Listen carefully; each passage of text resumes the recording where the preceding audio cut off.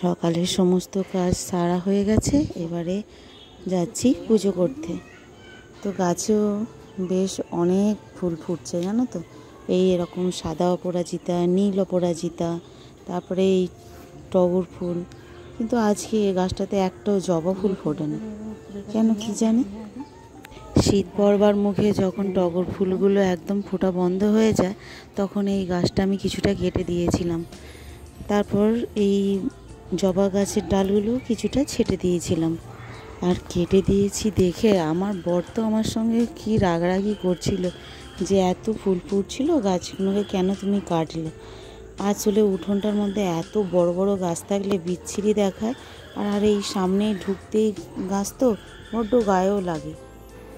আজকে এই মাত্র সমস্ত কাজ সেরে ভাতের জলটাও চাপিয়ে দিয়েছি। দুটো আমার ছেলেকে বলেছি একটু ভাতের জলটা চাপাতো, বেলা হয়ে গেছে বলে ও একদম এত বড় হাঁড়িটা চাপিয়ে দিয়েছে জানো। লাস্টে আবার আমি এই ছোট হাঁড়িটা বসালাম। আর আজকে হবে একটুখানি চিকেন, একটুখানি মশলা টশলা দিয়ে মাখিয়ে রেখে দিয়েছি। আর করব একটুখানি শাক ভাজা, নোটে শাক হোক, কলমি শাক হোক, যা কিছু আনতে বলেছি, যে কোনো একটা শাক ভাজা হবে।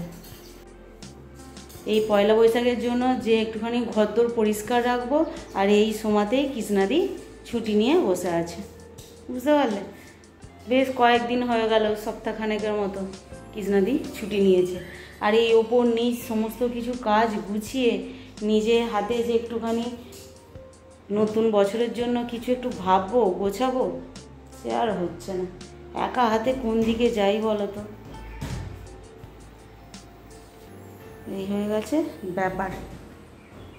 ওই জন্যেই বলে মায়ের হাতে হাতে কাজ করে দেওয়ার জন্য একটা মেয়ের দরকার, বুঝতে পারলে। ওই যে ছেলেকে বলে ফেলেছি এখন ভুল করে যে বাবা একটুখানি ভাতের জলটা বসিয়ে দে তো, যাতে আমার একটুখানি সুবিধা হয়। ব্যাস, ও ভাতের জল বসাতে গিয়ে একেবারে 50 জনের হাঁড়ি বসিয়ে দিয়েছে, ভাবতে পারছো। ওই জন্যেই বলে যাদের যেটা কাজ তাকে সেটা করা উচিত, যার যেটা নয় তাকে সেটা বলেছো তো ব্যাস মরেছো। এই যে দুপুরের আর রাতের মিলিয়ে এতগুলো বাসন পড়েছিল, সেগুলোকে মেজে আর ঘরে নিয়ে যায়নি, এখানেই জল ঝরতে রেখে দিয়ে গেছিলাম।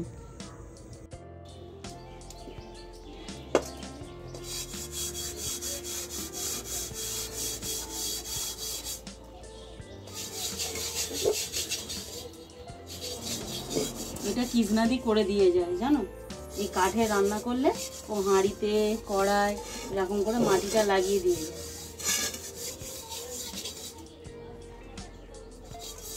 আর আজ এখন আমার পালা পড়েছে। আমি প্রথম দিন লাগাতে গিয়ে এমন লাগিয়েছিলাম যে ভেতর পর্যন্ত একটু আধটু হয়ে গিয়েছিল। আর তারপরে তরকারিটা এমন বালি কিচকিচ করছিল আর বলার না। তারপরে কৃষ্ণাদি দেখিয়ে দিয়ে গেল যে এরকম করে লাগাবি। আজকেও চিকেনটা করতে হবে কাঠে, ভাত হচ্ছে গ্যাসে, শাক হবে গ্যাসে, আর চিকেনটা হবে কাঠের উনুনে। বাজার থেকে আমি ভেবেছিলাম যে নোটে শাক নিয়ে আসবে, নোটে শাকই নিয়ে এসেছি। কলমি শাক নিয়ে এলে না আমার একদম ভালো লাগে না, কলমি শাক খেতে ভয় পায়, কেননা ওর ভেতরে কেঁচো থাকে জানো। আবার আমার বরের ওই কলমি শাকটাই পছন্দ, নোটে শাকটা না। কিন্তু এই সময় নোটে শাকের তরকারি, নোটে শাক ভাজাটা খেতে ভালো লাগে। আর মায়ের মুখে শুনেছি যে উপোসের, যে কোনো উপোসের পরের দিন একটুখানি শাক খেতে হয় আর মাছ খেতে হয়। খালি খাবারই পাবো না, শুকিয়ে থাকার কোনো পাবো নেই, খালি খেতে হওয়ার, খালি খেতে হওয়ার পাবো। একদিন যে শুকিয়ে থাকবে এরকম একটা পাবন হবে, সে হবে না। খালি এটা খেতে হয়, ওটা খেতে হয়, এরকম ব্যাপার।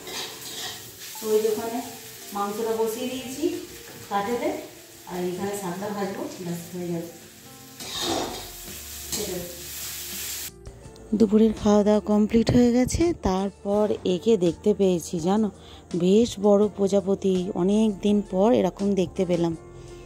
তো আমি দেখতে পেয়ে আর ছুটে ক্যামেরাটা আনতে গেছি, ভাবলাম বোধহয় চলে গেছে।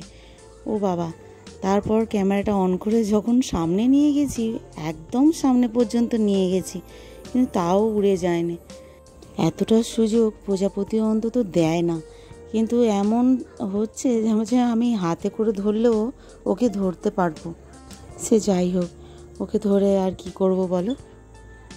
তো চলো বন্ধুরা, আজকের ব্লগটা এখানেই শেষ করছি। পরের দিন আবার দেখা হবে, ততক্ষণ টাটা।